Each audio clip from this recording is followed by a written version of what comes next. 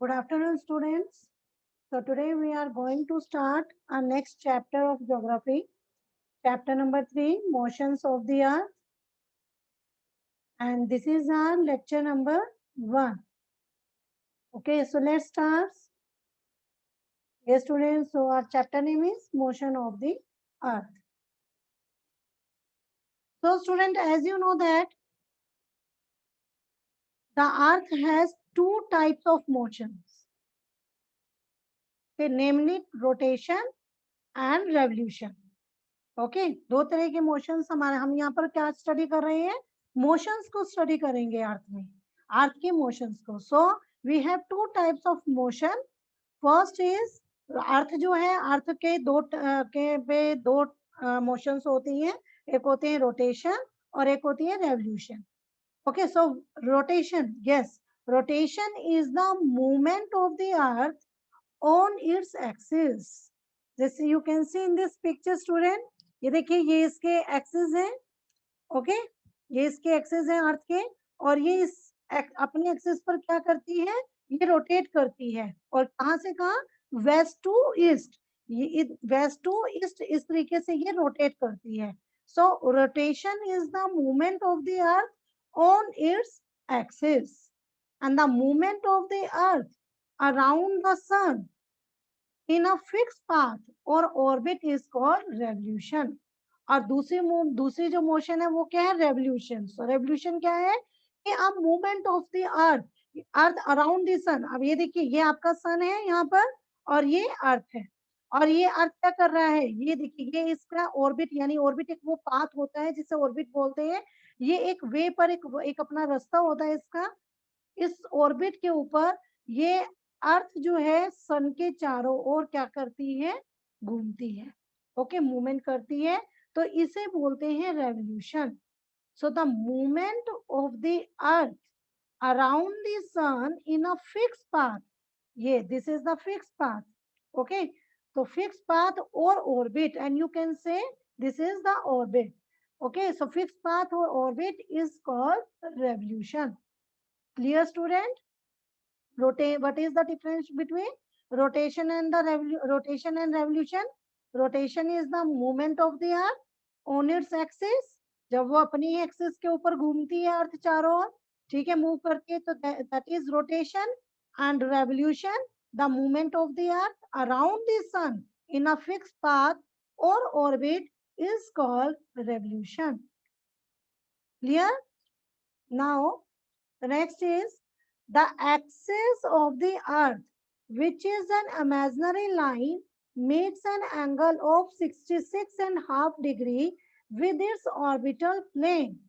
So actually student in our previous chapter we have already studied about कि अर्थ जो होता है द एक्सिस ऑफ द अर्थ जो अर्थ के एक्सिस होते हैं तो ये क्या होती है हमारी सिर्फ एक इमेजिनरी लाइन है एक इमेजिनरी लाइन है ये एक्चुअल में हमारे अर्थ पर कोई लाइन नहीं होती हमने सिर्फ अपनी स्टडी को इजी बनाने के लिए कि इमेजिनरी लाइन जो है वो हमने बनाई है so you can see in this picture students okay ये आपके पास क्या है ये आपके पास अर्थ है ओके और ये इसकी क्या है एक्सिस ओके यहाँ पर ये क्या है एक्सिस सो यहाँ पर आपने आपको पता है कि जो हमारी अर्थ होती है अर्थ पर ये क्या होता है टिल्टेड होता है एक्सिस पे से टिल्टेड इस तरीके से होता है ओके तो अब यहाँ पर देखिए अभी 66.5 डिग्री जो ये एंगल बताया हुआ है ये अभी आपको मैं आगे क्लियर करती हूँ तब आपको ज्यादा क्लियर होगी ये चीज सो अभी आगे बताती हूँ मैं आपको यहाँ पर देखिए कि वो कह रहा था axis of the earth which is an imaginary line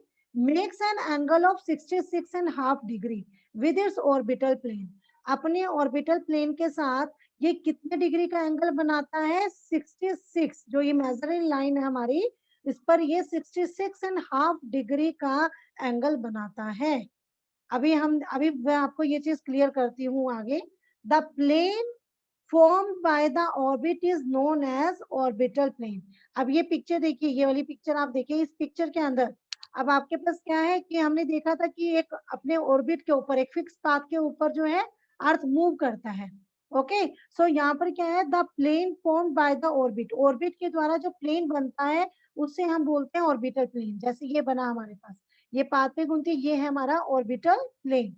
okay, सो ये ऑर्बिटल प्लेन है। So the earth receive light from the sun. अब क्या है कि जो अर्थ है वो सन से लाइट लेता है, ठीक है, लाइट रिसीव करता है। So earth receives lights from the sun and due to the spherical shape of the earth only half of its get light from the sun at the time। अब क्योंकि you know that कि जो अर्थ की जो shape होती है spherical shape होती है, ठीक है, स्फेरिकल शेप है, तो इसीलिए अर्थ जो जैसे हमारी जो अर्थ होती है ना, उस अर्थ सन से जब वो लाइट आती है अर्थ के ऊपर, तो सिर्फ इसके हाफ पोर्शन के ऊपर ही एक टाइम पर सिर्फ हाफ पोर्शन पर ही क्या पड़ती है, अर्थ के लाइट पड़ती है। And you can see in this picture, students, look at this picture, this is our sun। ये देखिए, ये इसकी लाइट पड़ रही है किसके ऊपर, अर्थ के ऊपर, ये हमारी अर्थ है, इसके ऊपर पड़ रही है। अब जब लाइट पड़ती है तो क्योंकि ये स्पेरिकल शेप है और टिल्टेड है, तो यहाँ पर सिर्फ इसके हाफ पोर्शन के ऊपर, ठीक है, यहाँ पर जो इसके सन के सामने जो पोर्शन होगा अर्थ का, उसके ऊपर लाइट पड़ेगी, वो डे होगा उस टाइम पर। और उसके जो उस सन से जो दूर है जो पोर्शन, ये जो पीछे वाला पोर्शन है, देखिए हाफ पोर्शन है, यहाँ पर क्या है, यहाँ पर सन की लाइट नहीं पड़ रही है, सो यहाँ पर क्या है, नाइट है। तो इस तरीके से जो अर्थ है ना, ये अर्थ है, ये अर्थ टू पार्ट्स में डिवाइड हो रही है। ओके, सो यहाँ पर देखिए कि the portion facing the sun experience day while the other half away from the sun experience night।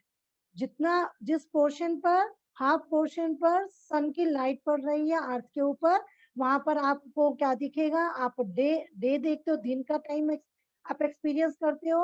और जो उससे दूर होता है, other half away from the sun, sun से जो आधा भाग अर्थ का हमारा सन से दूर है, वहां पर क्या करते हैं, एक्सपीरियंसेस नाइट, वहां पर रात होती है।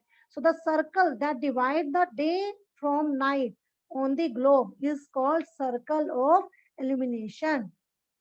तो अब ये जो ग्लोब है हमारा, ठीक है, ये जो हमारा ग्लोब है, ये ग्लोब, ये एक जो जिस सर्कल से डे और नाइट, जो सर्कल है ना, जो इस ग्लोब को डे और नाइट में डिवाइड करता है। अब यहाँ पर देखिए, ये पिक्चर देखिए आप, इस पिक्चर में क्या हो रहा है, ये जैसे हमारी अर्थ है, सन की लाइट पड़ने से क्या हुआ, ये पूरी चारों तरफ एक सर्कल बन गया, ये वाला सर्कल बना पूरा, ठीक है। इस सर्कल ने क्या किया, इस सर्कल ने हमारे अर्थ को डिवाइड कर दिया, ठीक है, डे और नाइट में। ये वाला पोर्शन आपका डे है, ये वाला पोर्शन आपका नाइट का हो गया। तो ये जो सर्कल है, इस सर्कल ने इस अर्थ को टू पार्ट्स में डिवाइड किया, डे और नाइट में, इस सर्कल को हम बोलते हैं circle of illumination. Okay, and this circle doesn't coincide with the axis as you see in the figure 3.2। अब ये जो सर्कल हमारा देखिए, ये जो पिक्चर है, इस पिक्चर में ये आपका क्या है, सर्कल ऑफ एल्यूमिनेशन का है, ठीक है। अब ये और हमारे जो एक्सिस है वो कहाँ है, ये, क्योंकि हमारा हमें पता है कि हमारा अर्थ जो है उसमें एक्सिस जो है वो टिल्टेड वे में होते हैं, तो ये हमारे एक्सिस है। तो ये हमारे एक्सिस के साथ हमारा जो सर्कल ऑफ एल्यूमिनेशन है वो एक्सिस के साथ नहीं है जुड़ा हुआ। तो अब यहाँ से आप एंगल समझे, देखिए ये वाला जो हमारा था ना 66.5 डिग्री, अब हमारी ये अर्थ है, अर्थ को हमने डे और नाइट में सर्कल ऑफ एल्यूमिनेशन से ऐसे टू पार्ट्स में डिवाइड कर दिया। ओके, ये हो गया सर्कल ऑफ एल्यूमिनेशन। और लेकिन हमारा जो एक्सिस है, हमारा एक्सिस जो है वो ऐसे टिल्टेड वे में है, इस तरीके से अर्थ को, ठीक है। सो ये और ये हमारा क्या है, ऑर्बिटल प्लेन, ये हमारा यहाँ पर क्या है, ऑर्बिटल प्लेन। सो ऑर्बिटल प्लेन से ये जो हमारी एक्सिस है यहाँ पर, ये एंगल बनाता है 66.5 डिग्री का। और या फिर हम ये कहें, अगर हम सर्कल ऑफ एल्यूमिनेशन के साथ अपने एक्सिस को देखें, तो ये वाला एंगल हमारा, या ये कह सकते हैं 23.5 डिग्री का, सॉरी 23.5 डिग्री का ये, ठीक है। अगर हम अपनी सर्कल ऑफ एल्यूमिनेशन से देखें एक्सिस वाला जो है हमारा पोर्शन, तो वहां से ये 23.5 डिग्री का एंगल बनाएगा, जबकि ऑर्बिटल प्लेन से हमारे एक्सिस तक ये हमारा 66.5 डिग्री का एंगल बनाता है। क्लियर। सो यहाँ पर जो फर्स्ट लाइन हमने स्टडी की थी, द एक्सिस ऑफ अर्थ, जो अर्थ के एक्सिस हैं विच इज एन इमेजिनरी लाइन, जो हमारी ये इमेजिनरी लाइन है, ये ग्रीन वाली आपको नजर आ रही है, सो इमेजिनरी लाइन है, makes an angle of 66.5 degree with its orbital plane. ये इमेजिनरी लाइन हमारे ऑर्बिटल प्लेन से यहाँ पर 66.5 डिग्री का एंगल बनाती है। Okay, clear students? So the next is the earth takes about 24 hours to complete one rotation around its axis. अब अर्थ जो हमारी अर्थ है वो क्या लेती है, एक अपने ही एक्सिस के चारों ओर वो मूव करके, हमने अभी पढ़ा है रोटेशन, जब अपनी ही एक्सिस के चारों तरफ घूमती है तो वो रोटेशन होती है। सो अर्थ जो है वो कितना टाइम लेती है, 24 आवर्स। ठीक है, 24 hours to complete one rotation around its axis. अपनी एक्सिस के चारों तरफ जब ये घूमती है वेस्ट टू ईस्ट, तो ये पूरे 24 आवर्स का टाइम लेती है। तो द पीरियड ऑफ रोटेशन, जो ये रोटेशन का पीरियड है 24 आवर्स का, is known as earth day. इसे हम क्या बोलते हैं, earth day. And this is the daily motion of the earth. ये अर्थ का डेली मोशन है। Clear? Now the next is, yes let's do.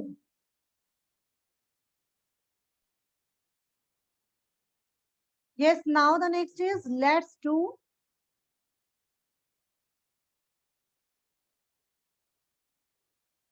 Take a ball to represent the earth. एक ball लीजिए जो कि आपको अर्थ को represent करे, and the lighted candle to represent the sun.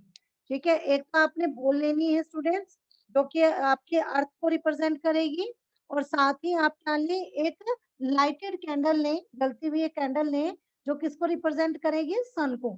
So mark a point on the ball to represent a town X. अब आपने कोई भी ऐसे मानकर चले कि एक टाउन एक्स है, ठीक है, टाउन है, कस्बा है, जिसका जो एक्स से आप रिप्रेजेंट करें उसको, और वो एक मार्क लगा दे अपनी बॉल के ऊपर। Then place the ball in such a way that the town x is in darkness.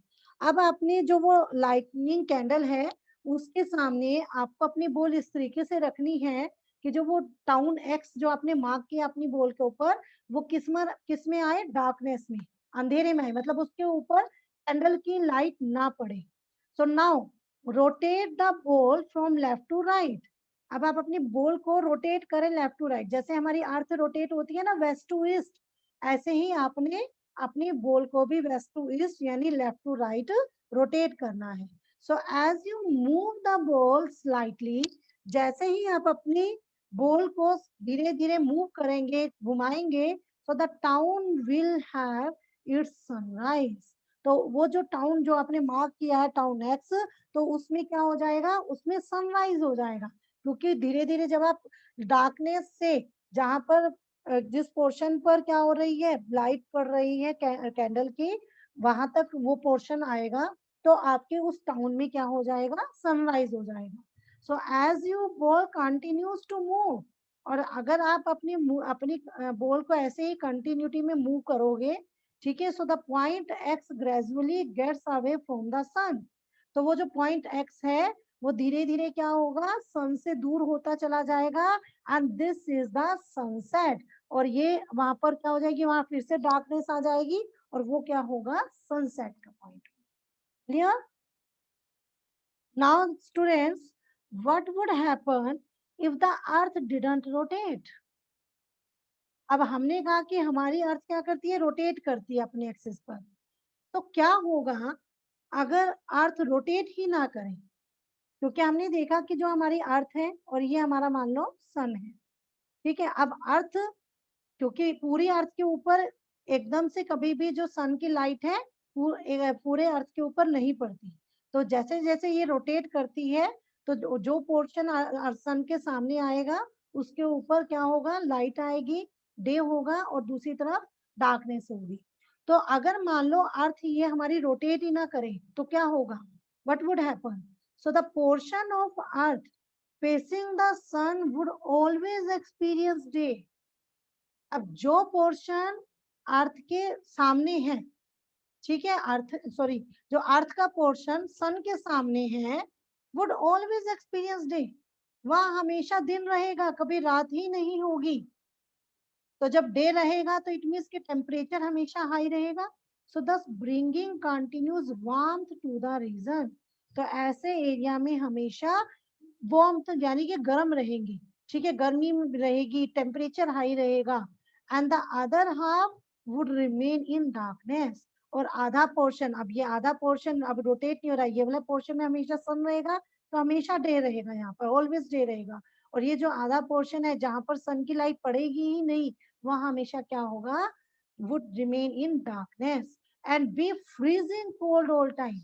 और जब वहां पर हमेशा रात रहेगी तो टेम्परेचर हमेशा डाउन होता चला जाएगा, और इतना होगा कि वो इतना फ्रीजिंग होगा कि आप रह ही नहीं पाओगे।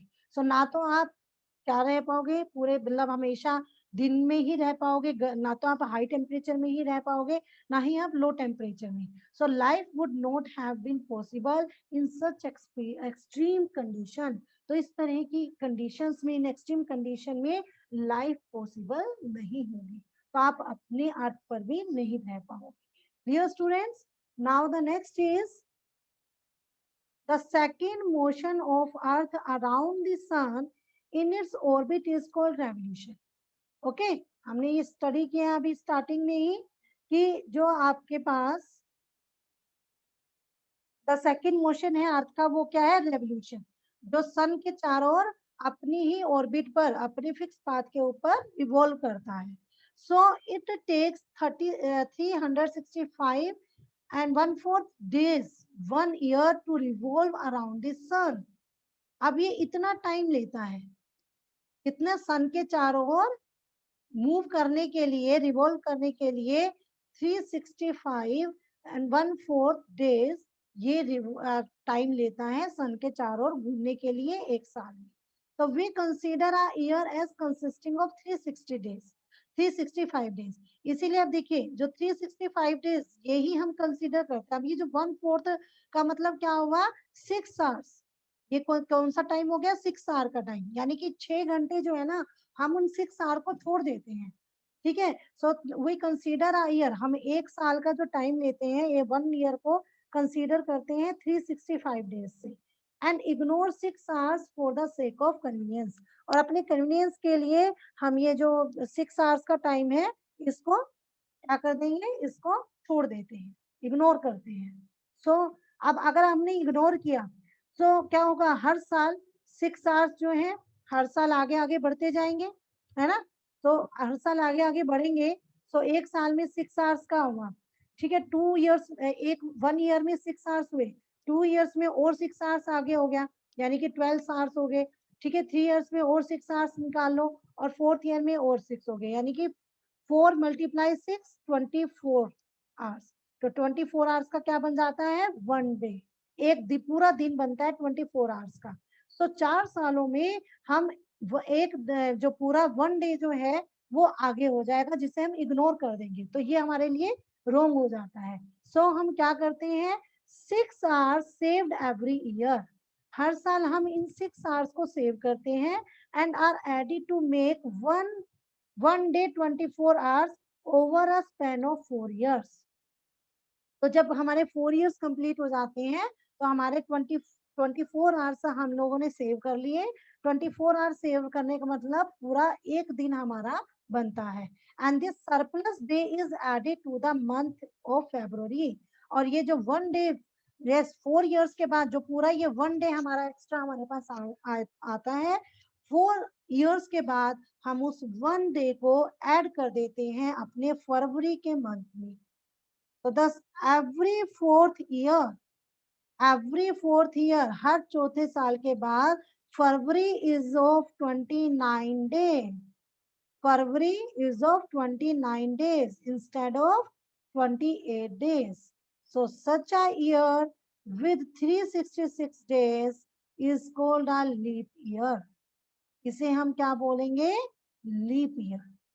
तो find out when will the next leap year be. तो अब आपने ये देखना है कि अब आपको खुद लगाना है ये अंदाजा कि अब जो लीप ईयर है वो कौन से ईयर का बनेगा आपका, ठीक है, किस ईयर में आपका लीप ईयर आएगा।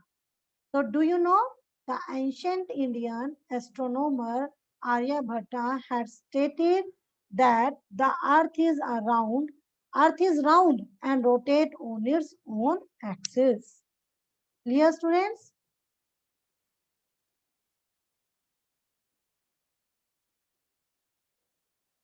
Now the next is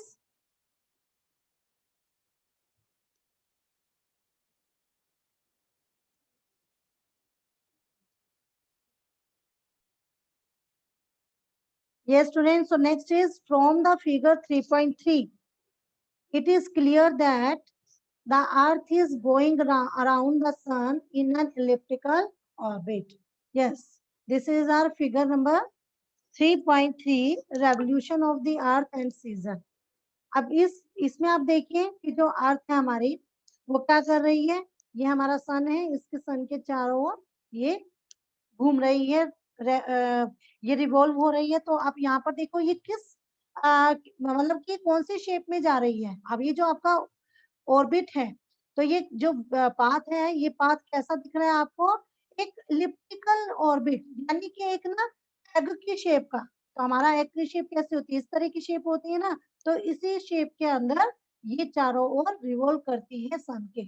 ठीक है, सो ये एक इसे हम बोलेंगे elliptical orbit. Okay, so it is clear that the earth going around the sun in an elliptical orbit. Okay, so जो एक की शेप में जिस पाथ के ऊपर ऑर्बिट के ऊपर ये घूम रही है, ये हमारा क्या होगी, ये है elliptical orbit. Okay, so notice that throughout its orbit the earth is inclined in the same direction. अब आप इस पिक्चर में देखिए, इस पिक्चर में आपको क्या दिख रहा है, देखिए ये अर्थ है, ये इस पोजीशन में है, इस तरह की पोजीशन में है ये। यहाँ पर देखिए तो सेम पोजीशन में चल रहा है ये, यहाँ पर भी सेम वही पोजीशन आ रही है, यहाँ पर भी सेम वही पोजीशन है, और यहाँ पर भी सेम वही पोजीशन है। ठीक है, सो आप देख रहे हो सेम डायरेक्शन के अंदर, यानी अर्थ जब सन के चारों ओर घूमता है अपने ऑर्बिट पर, तो ये एक सेम डायरेक्शन में चारों तरफ मूव करता है। अलग ये अपने एक्सिस पर तो रोटेट कर ही रहा है, अपने एक्सिस पर रोटेट कर रहा है, पर सन के चारों जब ये रिवॉल्व करता है तो ये सेम डायरेक्शन में ही रिवॉल्व कर रहा है, जो आप पिक्चर में देख रहे हैं।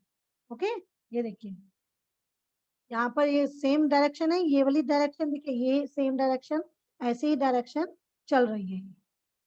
Clear? So a year is usually divided into summer, winter, spring and autumn season. So हम अपने पूरे एक ईयर को यूजुअली 4 सीजन में डिवाइड करते हैं, एक summer, winter, spring and autumn season. ठीक है, इन 4 सीजन में हम डिवाइड करते हैं। And seasons change due to change in the position of earth around the sun. और ये जो सीजन चेंज होते हैं, ये किस कारण से होते हैं, जो सन के चारों ओर अर्थ की जो पोजीशन में चेंज होता है। ठीक है, क्योंकि डायरेक्शन उसके सेम रहती है, लेकिन क्योंकि वो अपने एक्सिस के चारों ओर भी रोटेट करता है, तो जो अर्थ की पोजीशन चेंज होती है ना, उस पोजीशन के चेंज होने की वजह से यहाँ पर सीजन में भी चेंजेस आते हैं। ओके, सो पोजीशन में भी चेंजेस आते हैं, वो ही हम डिस्कस करेंगे। So look at the figure 3.3. You will see that this is our figure 3.3.